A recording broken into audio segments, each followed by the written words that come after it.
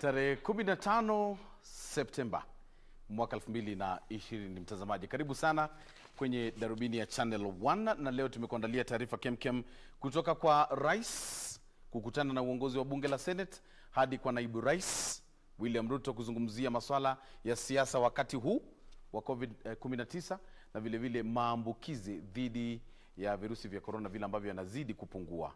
Kando na hayo pia tuna taarifa kumhusu gavana wa Garissa Ali Korane kuhusiana na madai ya ubadhirifu wa hela. Kumeendaje leo? Nitakuwa nakufahamisha yote haya, lakini kwanza kabisa vionja habari.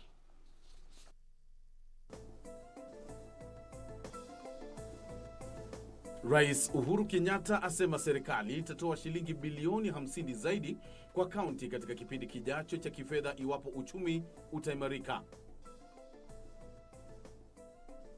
Nataka niwaombe kama kanisa, niwaombe kama Wakristo, na niombe Wakenya wote, sisi wote tukatae mambo ya chuki, mambo ya ugomvi, ukabila, na hiyo maneno ya kujaribu kuwagawanya na kuwapiganisha Wakenya. Naibu Rais William Ruto awahimiza wanasiasa kukoma kuwachochea Wakenya kwa manufaa yao ya kibinafsi.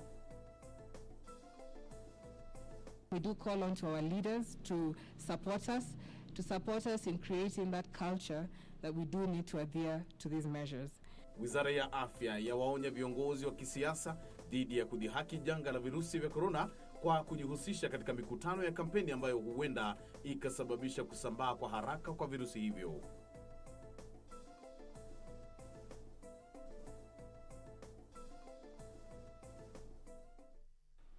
Kwa sababu wanasema ladies first kwa kimombo, mtangazaji wangu wa ishara ni Lucy Mwaura, nami naitwa Bonny Musambi. Unaweza kuwasiliana nami katika Twitter @KBC Channel 1 na @Bonny Musambi. Moja kwa moja kwenye taarifa yetu kuu. Rais Uhuru Kenyatta ameahidi kwamba serikali itatoa shilingi bilioni 50 zaidi kwa kaunti katika kipindi kijacho cha kifedha ikiwa uchumi utaimarika.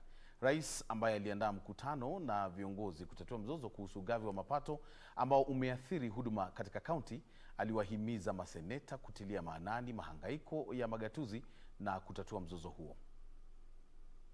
Rais Uhuru Kenyatta ameingilia kati kutatua suala la ugavi wa mapato katika kaunti. Rais ambaye aliandaa mkutano wa viongozi uliohudhuriwa na kiongozi wa upinzani Raila Odinga na viongozi wa bunge la Seneti, aliwahimiza maseneta waharakishe kutatua mzozo kuhusu ugavi wa mapato ili kunusuru kaunti dhidi ya kuathirika. Aliahidi kwamba serikali itatoa kima zaidi cha shilingi bilioni 50 kwa kaunti katika kipindi kijacho cha kifedha kulingana na jinsi uchumi utakavyokuwa. Bunge la Seneti limejaribu mara 9 kutatua mzozo wa ugavi wa mapato, lakini halijafikia makubaliano, huku kukiwa na hofu kwamba mfumo mpya unaopendekezwa huenda ukasababisha baadhi ya kaunti kupoteza kiasi fulani cha fedha ambazo tayari zimetengewa.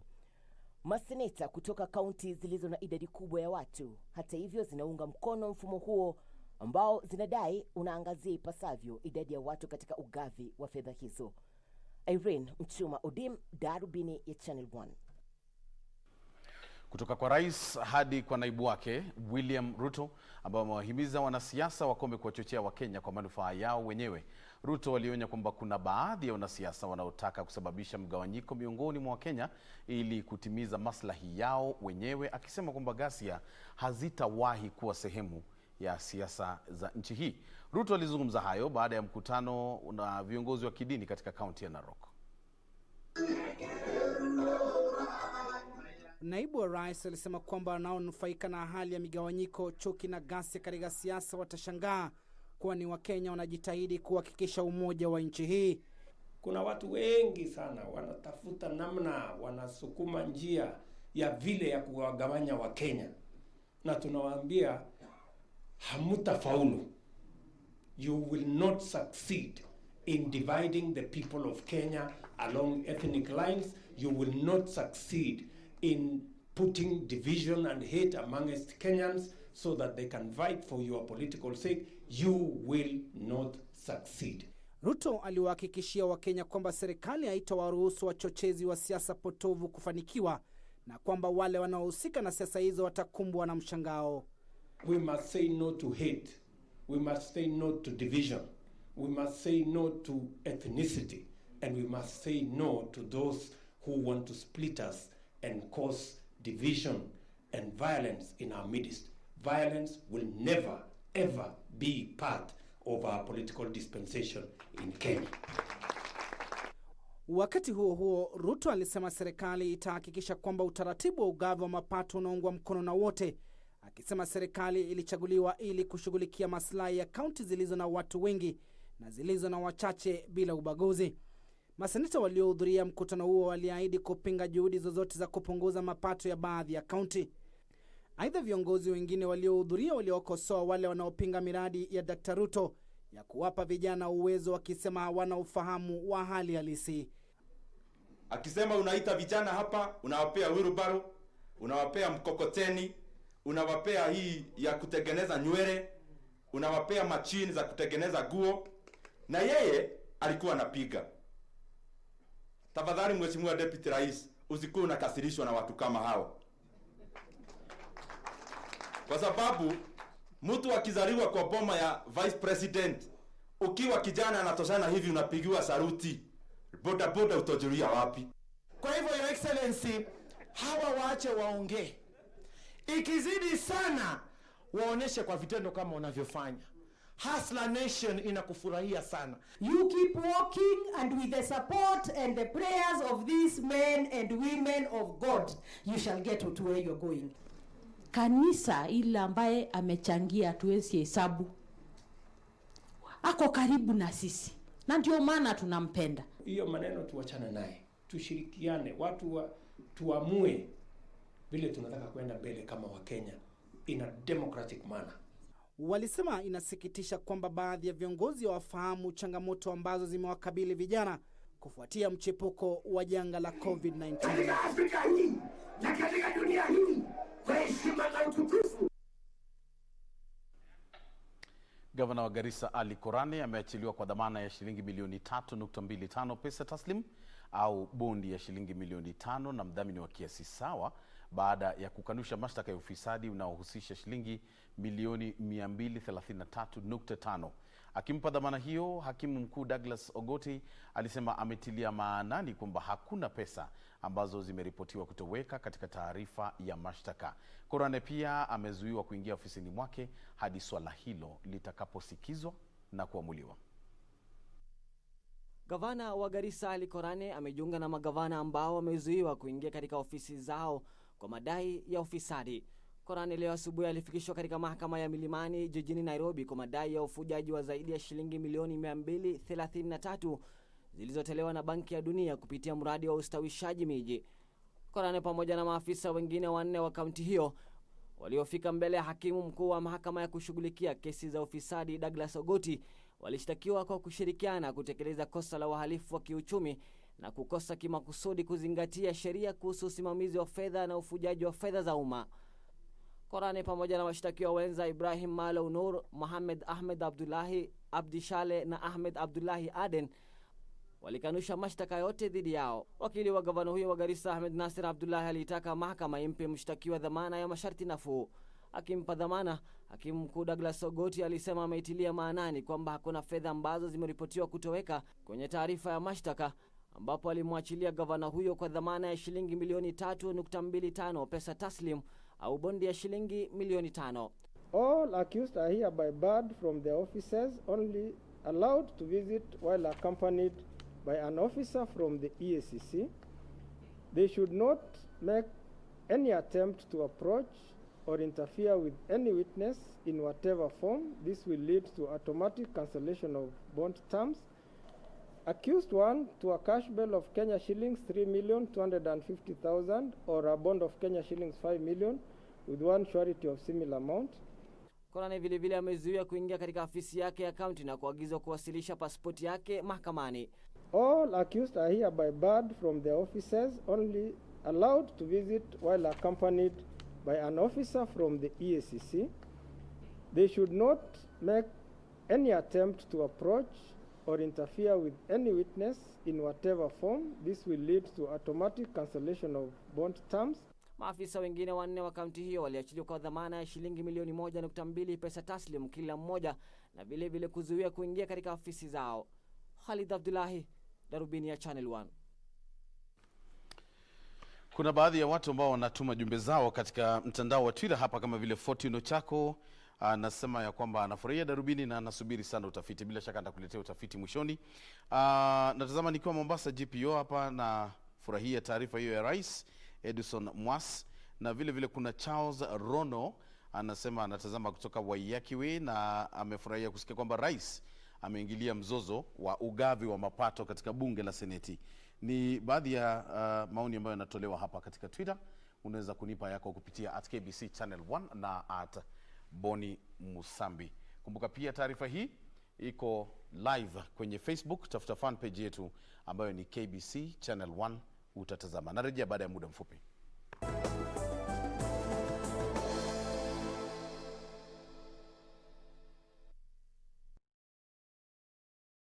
When the world changed, it made us go back to the simple joys and love the little things even more, like serving up your best, eating together, and sharing more.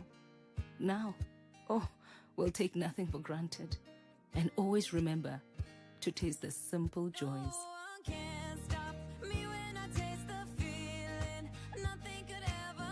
Coca-Cola. Taste the simple joys. Tonight on KBC Channel 1. I really can't be bothered anymore. I hate boxing. It's so violent and barbaric. No offense. Boy, please. One day, uta need Lucky tena. And a lot of other people in the future. I'd like to go home. Did you remember something? If that's why you brought me here, it's not helping. Take me home. Jules, I'm sorry. Let's go. I just thought that that's your problem. You don't think. You never think.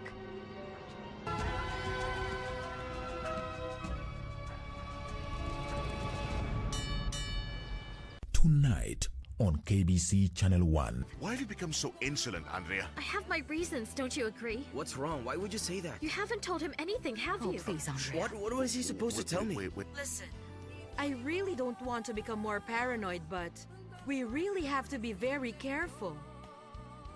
It would be absolutely awful if Susanna found out about us. What do you want, huh? Why are you doing this? I'm the one that asks questions. If you behave, nothing will happen to you. And Sophia? What have you done with her? She's doing well. In love with Ramon.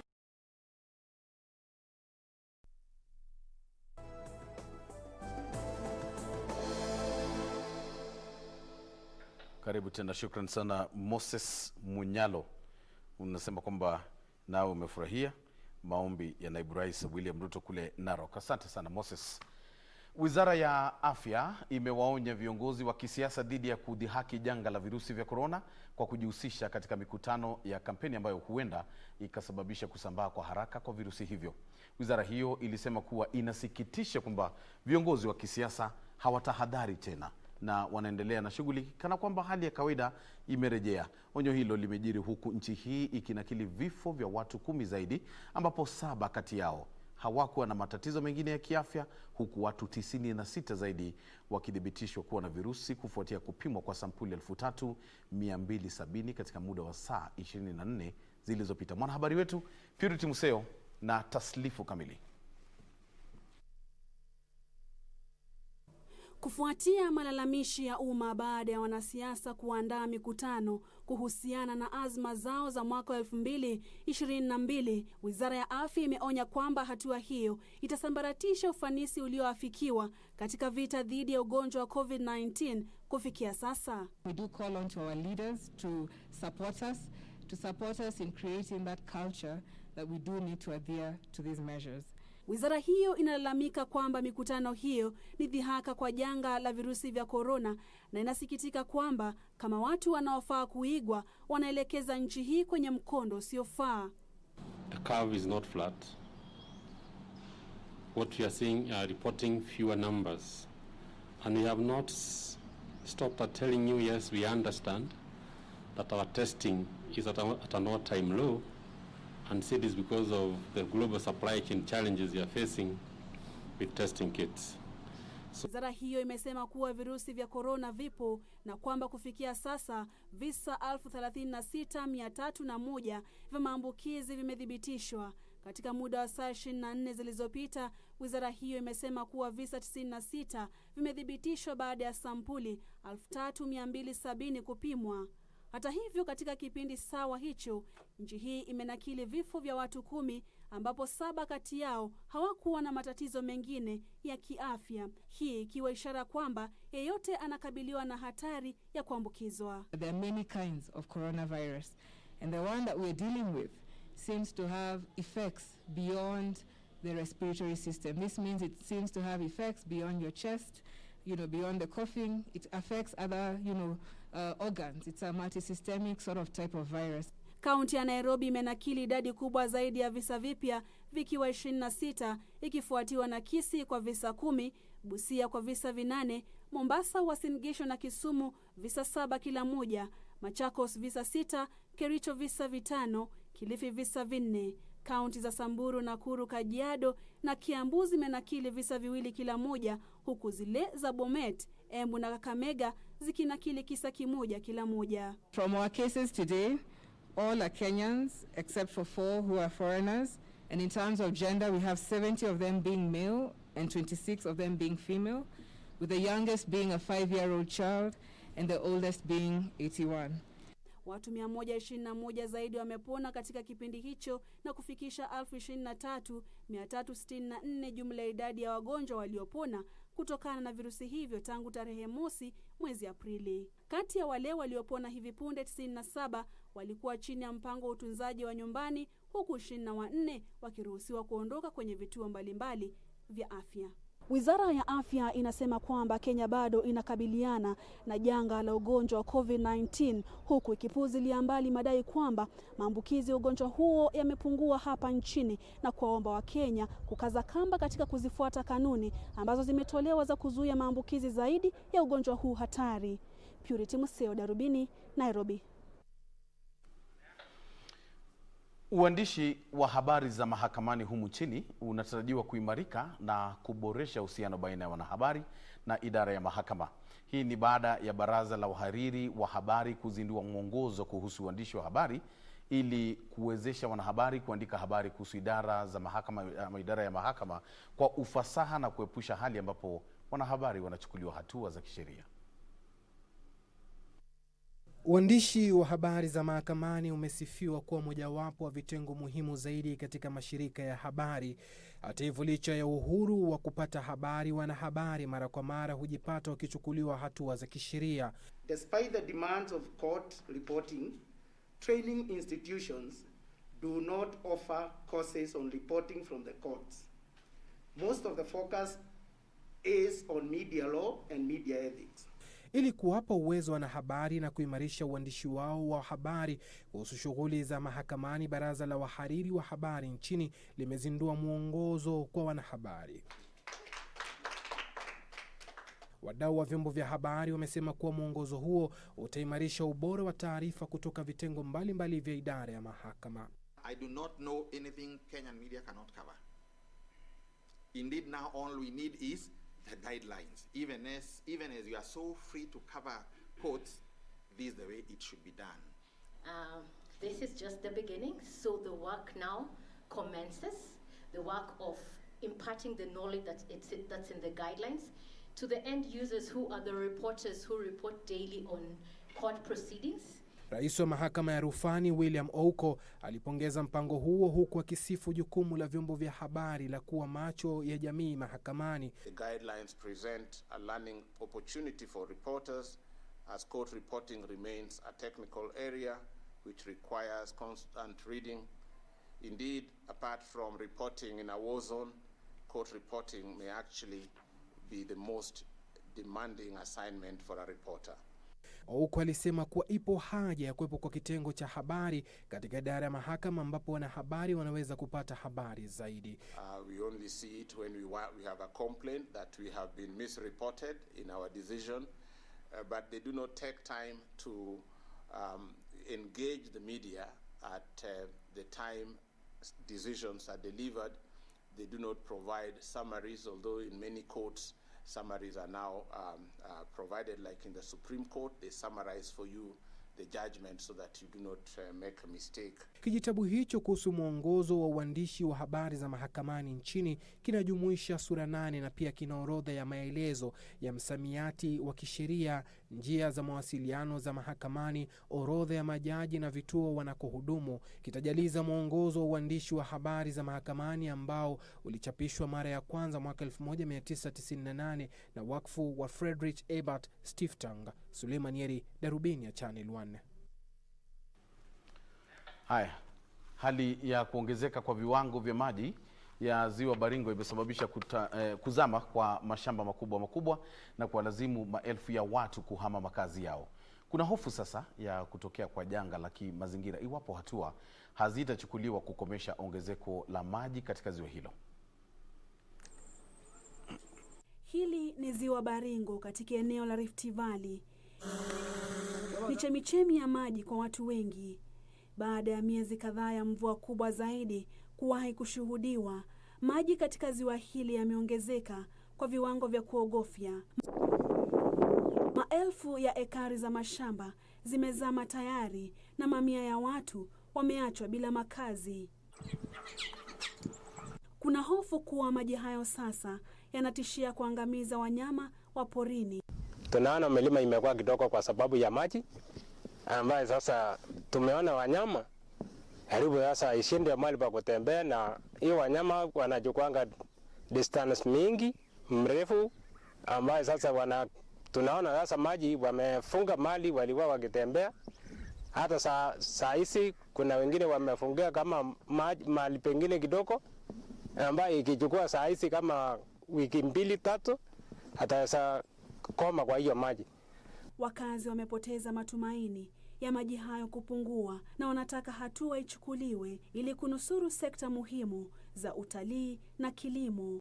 Mimi naona saa hii maji imeongezeka kwa kilomita karibu kilomita 1 saa hii kutoka Kutemi kama umbali hivi. Lakini saa hii tunaona maji imekuja sasa mpaka ile distance sasa ambayo ya milima imechukuliwa sana na maji, ambayo sasa imebaki mali kidogo ambayo hatujui kama ikinyesha kuendelea kunyesha namna hii, hatujui kama itasamaliza mwaka ama itakuwa namna gani. Wamesema ukataji wa miti umesababisha ziwa hilo kujawa na mchanga. Kwa wakazi sasa ni pilka za kujinusuru kutokana na athari za mabadiliko hayo ya hali ya hewa. Purity Museo, Darubini. Viongozi wa kisiasa wamehimizwa kuangazia jinsi ya kumsaidia mwananchi wa kawaida kustahimili hali ngumu ya kiuchumi inayosababishwa na janga la COVID-19. Mbunge wa Changamwe Omar Mwinyi amewataka viongozi waliochaguliwa kurejesha imani ya wananchi waliowachagua. Ni miezi 7 sasa tangu janga la COVID-19 kuripotiwa hapa nchini, na huku sekta nyingi zikiwa zimeathirika, sekta elimu ndiyo iliyoathirika zaidi. Wanafunzi na walimu wamepoteza mengi kwenye kalenda masomo ya mwaka 2020. Na kuweka msumari moto kwenye kidonda, walimu kadhaa wa shule za kibinafsi wamepoteza ajira. Katika kaunti ya Mombasa, mbunge wa Changamwe Omar Mwinyi amewasaidia walimu 300 katika eneo hilo kwa kuwapa vyakula. The purpose of politics is to change the lives of people. Ama sivyo? Sasa siasa zetu za Kenya hazijabadilisha mwelekeo wetu wala mtazamo wetu wala hali zetu. Ukienda Ulaya unaona kila serikali inayokuja inajaribu vipi itaboresha maisha. Hapa Kenya unaona bado wanaangalia ni vipi wao watabaki katika mamlaka. So I think we are missing the point. Walionufaika kupitia karani wao Dominic Opole wamesikitika kutokana na hali ya kupoteza ajira, wakisema hawana matumaini ya siku za usoni. The teachers are affected that they cannot even pay rent. Some have resorted. We had a case of suicide within Changamwe of a teacher which was very sad. Maisha inalemea walimu. Na tukiona a good gesture like this of Mheshimiwa, we are of much gratitude. It's a hope to someone who was about to give up. Nchi right now wako na information concerning COVID-19. Let us protect ourselves.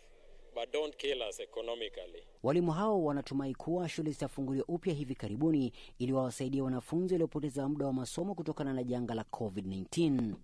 Nikiripotia darubini ya Channel 1 kutoka kaunti ya Mombasa, mimi ni Michael Mwandiga.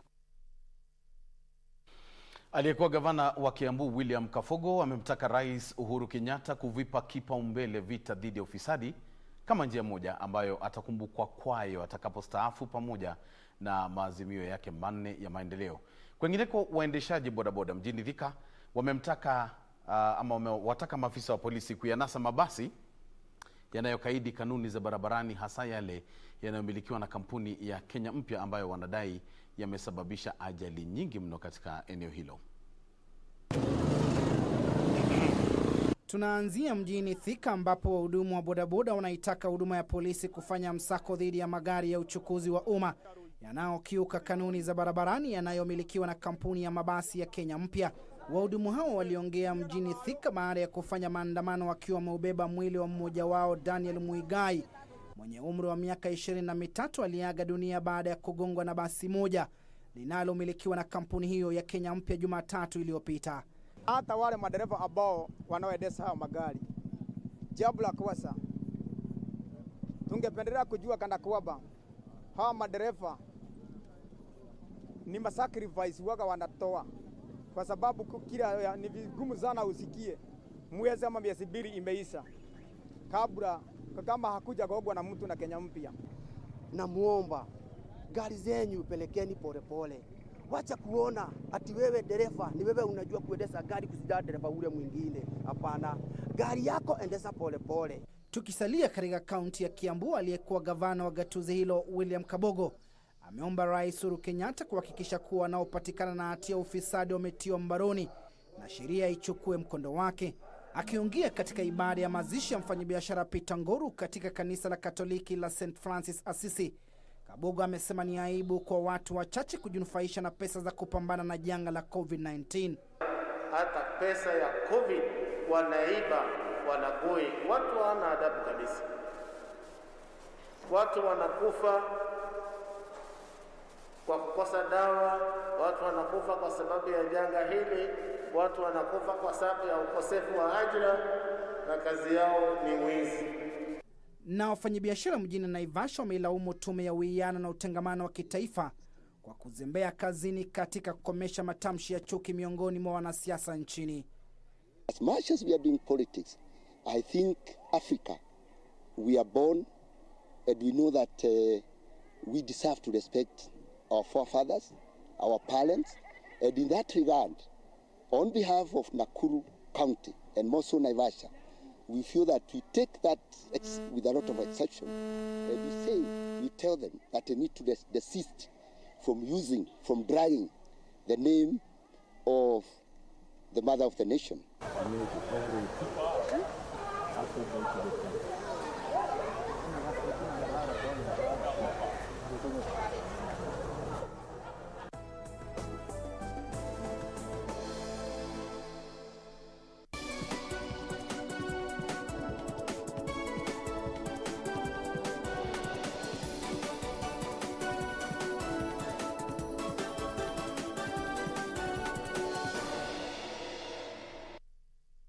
Katika biashara sasa, mtazamaji, kisha spoti na utafiti, shirika la safari za ndege la Jambo Jet limeanza huduma za ukodishaji wa ndege zake, huku likilenga kushughulikia mahitaji yanayoibuka ya wateja na kuongezeka kwa mapato yake.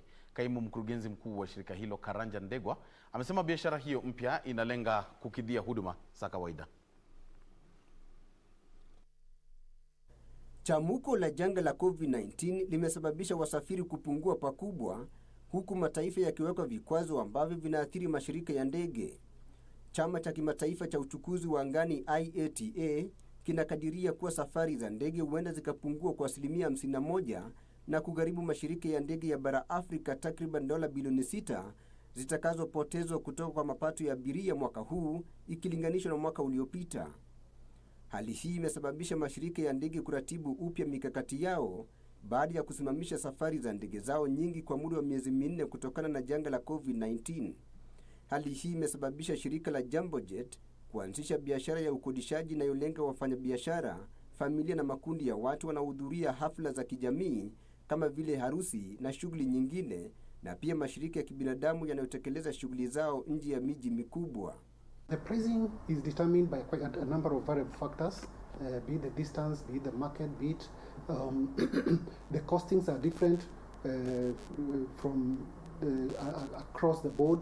So what we do is that once you have where you want to go, you will share that with us and we'll cost it for you.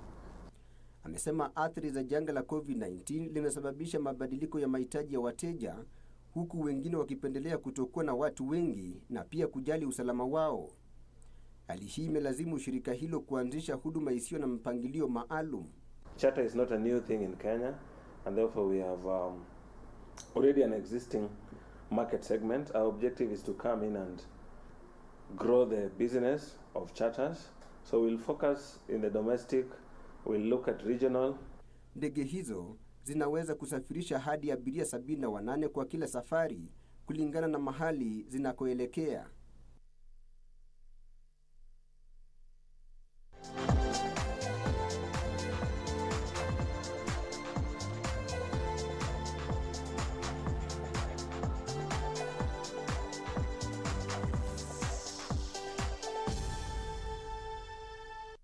Karibu sasa katika spoti mtazamaji, ambapo mshambulizi wa Barcelona Lionel Messi anaongoza katika orodha ya jarida la Forbes la wachezaji waliopokea mapato kubwa mwaka huu.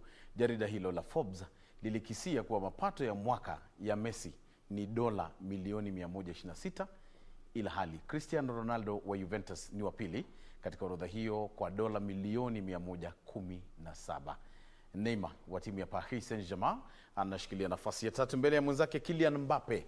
Wachezaji watatu wanaoshiriki katika ligi kuu ya soka nchini Uingereza wakiwemo Mo Salah, Paul Pogba na David De Gea miongoni mwa wachezaji 10 bora sawa na mshambulizi wa Real Madrid Gareth Bale.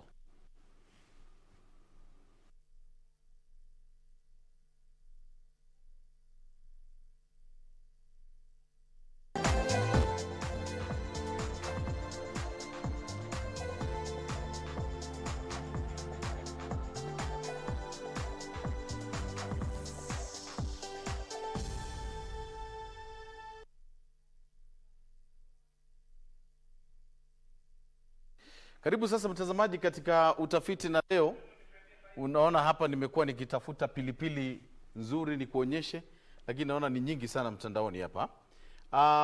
Kwa sababu utafiti wangu unahusu pilipili. Hii imenivutia zaidi. Sijui kama unafahamu kwamba pilipili ni muhimu sana katika afya yako. Kwa mujibu wa jarida la healthline.com ni kwamba pilipili inaweza kusaidia kwa njia nyingi, lakini hizi mbili kwangu ni za kipekee. Jambo la kwanza, ukizoea kutumia pilipili, basi utakabiliana na mzibo wa mishipa ya damu, almaarufu inflammation kwa kimombo. Utapata kwamba watu wanapoendelea wanaweza pata mzibo kiasi cha kwamba shinikizo la damu linakupata, ugonjwa wa kisukari, lakini ukizoea pilipili sana, basi utakabiliana na mzibo wa damu. Jambo la pili, pilipili inasaidia katika kuimarika kwa ubongo wako. Utapata kwamba watu ambao wanapenda kutumia pilipili sana ni werevu mno. Kwa kimombo wanasema ni creative, ni wabunifu sana papo hapo, kwa sababu ubongo wao una mioto sana. Ndivyo wanavyosema watafiti. Kwa hivyo kama bado hujala chakula cha jioni maarufu kama chajio kwa Kiswahili sanifu, basi unaweza kuongeza na pilipili pale. Utaamka asubuhi ukiwa kidogo umechangamka na ubongo wako utakuwa umeimarika pakubwa zaidi. Nashukuru sana kwa kutazama Darubini ya Channel 1. Naitwa Bonny Musambi, mtangazaji wangu wa ishara ni Lucy Mwaura. Sasa nakuacha na kijana Tilio Ishmael Marco akuletee utabiri wa hali ya hewa.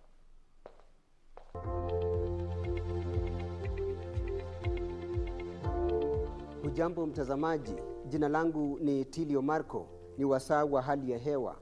Maeneo mengi ya nchi usiku huu yatashuhudia anga kavu, lakini maeneo ya magharibi, Nyanza na baadhi ya sehemu za Rift Valley, hasa katika kaunti ya Kisumu, kutakuwa na rashasha za mvua na ngurumo za radi. Hali hiyo itabadilika kesho asubuhi, ambapo maeneo mengi ya nchi yatashuhudia vipindi vya jua, lakini mawingu yatatanda katika maeneo ya Nairobi, Nyeri na Meru, huku eneo la Lodwar likishuhudia hali ya jua kali. Itakapotimu saa za alasiri ni kwamba maeneo mengi ya nchi yataendelea kushuhudia vipindi vya jua, lakini maeneo ya magharibi, Nyanza na baadhi ya sehemu za Rift Valley kutakuwa na rasharasha za mvua na ngurumo za radi. Tukiangazia viwango vya joto ni kwamba kaunti ya Mandera itanakili viwango vya juu zaidi vya nyuzi 37. Kaunti ya Nairobi itanakili viwango vya kati ya nyuzi 26 na 14. Hadi hapo mtazamaji, sina la ziada, ila sasa kukuacha na utabiri wa hali ya hewa kutoka maeneo mengine duniani. Uwe na usiku mtulivu.